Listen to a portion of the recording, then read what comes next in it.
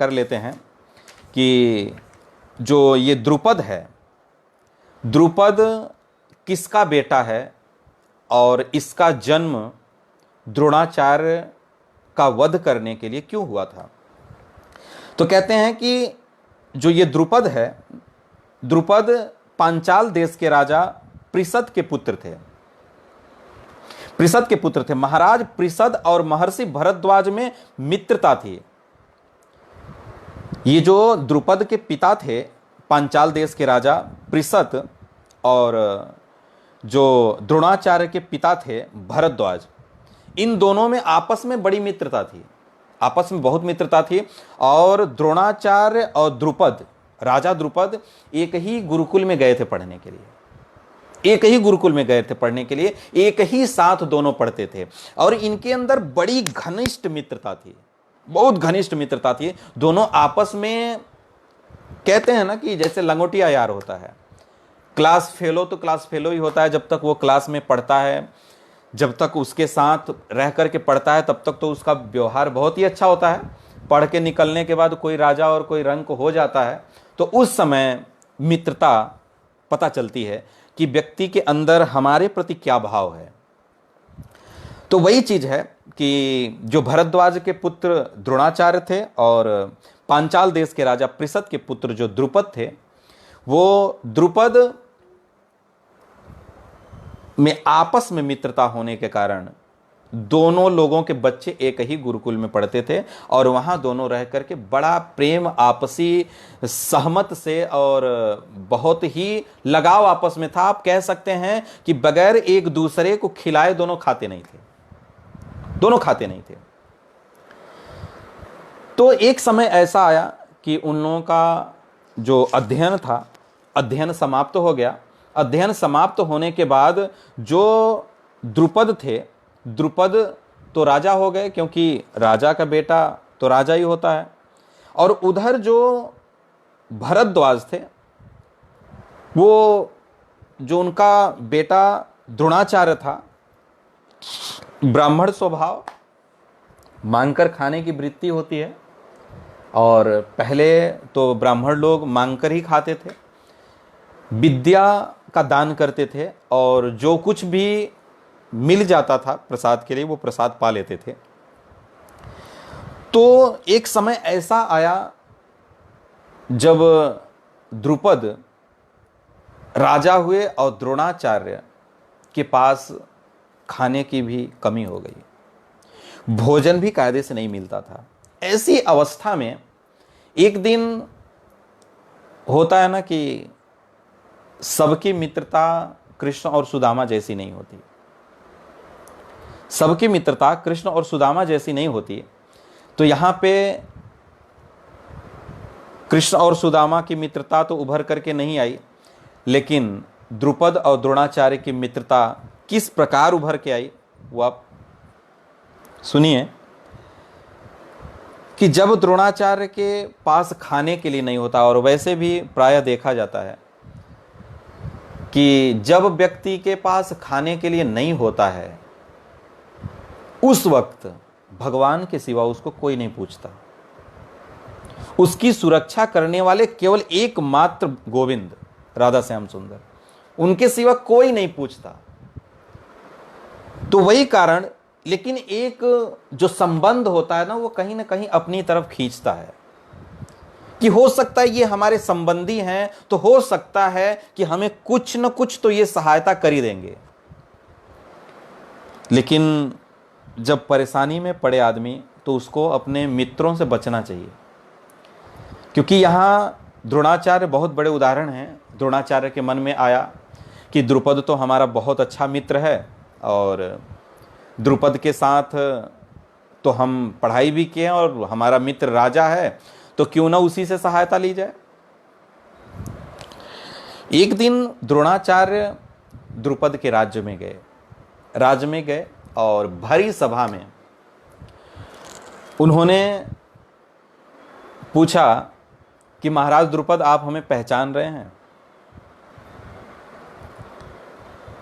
क्योंकि द्रुपद तो जानता था कि ये किस लिए आए हैं। जब मन में खोट हो तो हमारी जो बुद्धि होती है वो अनर्थ की तरफ ही ले जाती है, अनर्थ की तरफ ले जाती है। तो उसने कहा नहीं नहीं, मैं तो आपको नहीं पहचानता, आपको मैं बिल्कुल जानता नहीं।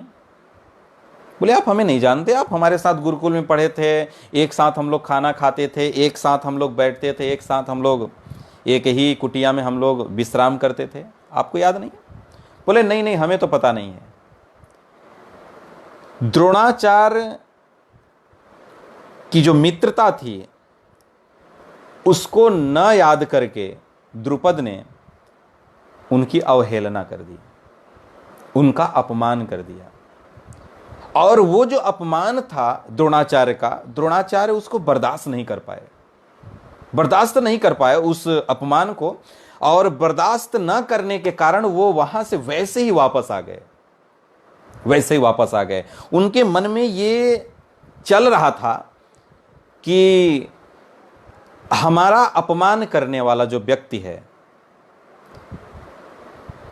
इसके बराबर जब तक हम नहीं हो जाएंगे तब तक अब हम इससे बात नहीं करेंगे। वो लग गए कि हम किस तरीके से द्रुपद के बराबर हों। काफी समय बीता। द्रोणाचार्य को भीष्म पितामह ने कौरव और पांडवों की शिक्षा के लिए नियुक्त किया, धनुर्विद्या के लिए नियुक्त किया। और जब कौरव और पांडव द्रोणाचार्य से शिक्षा ग्रहण करने लगे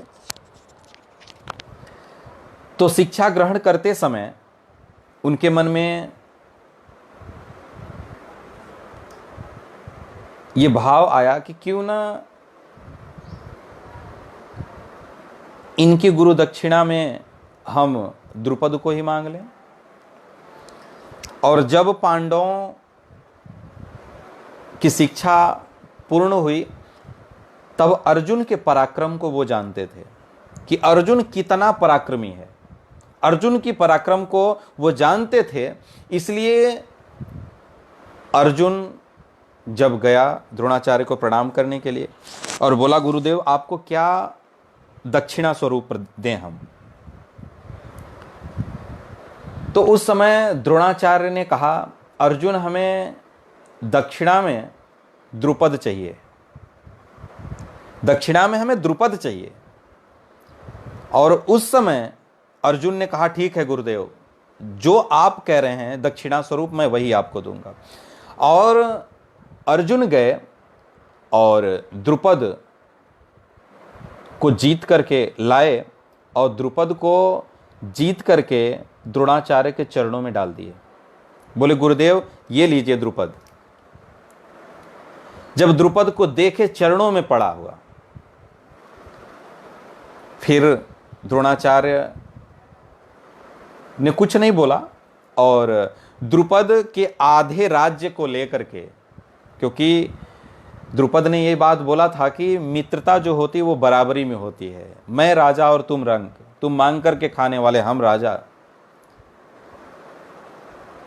तो इसलिए द्रोणाचार्य उसके आधे राज्य को लेकर के द्रुपद को छोड़ दिए। जब द्रुपद को छोड़ दिए तो द्रुपद के मन में भी ऐसा भाव था कि अब मैं ऐसा पुत्र पैदा करूंगा जो द्रोणाचार्य का वध कर पाए, जो द्रोणाचार्य का वध करने में सामर्थ हो, मैं ऐसा पुत्र पैदा करूंगा। अब द्रोणाचार्य का मृत्यु करने वाला पुत्र प्राप्त करने के लिए उन्होंने यज्ञ करवाया, यज्ञ करवाया और उस यज्ञ से एक पुत्र और एक पुत्री की प्राप्ति हुई। पुत्र को देख करके ऋत्विजों ने उसका नाम दृष्टद्युम्न रखा और जो कन्या थी उसका नाम द्रौपदी रखा। द्रौपदी और दृष्टद्युम्न दोनों भाई बहन हैं आपस में। तो वही जो द्रुपद का बेटा दृष्टद्युम्न था, दृष्टद्युम्न थोड़ा सा और बड़ा हुआ तो दृष्टद्युम्न के बारे में द्रोणाचार्य को पता था कि ये हमारे मृत्यु का कारण बनकर के जन्म लिया है, फिर भी द्रोणाचार्य को जब समर्पित किया गया धृष्टद्युम्न शिक्षा के लिए, तो उसकी शिक्षा में कोई भी कसर उन्होंने नहीं छोड़ा, कोई कसर नहीं छोड़ा। उन्होंने पूरी शिक्षा प्रदान की। बाद में वही धृष्टद्युम्न के द्वारा द्रोणाचार्य की मृत्यु होती है, द्रोणाचार्य का वध करता है धृष्टद्युम्न ही। तो ऐसे एक गुरु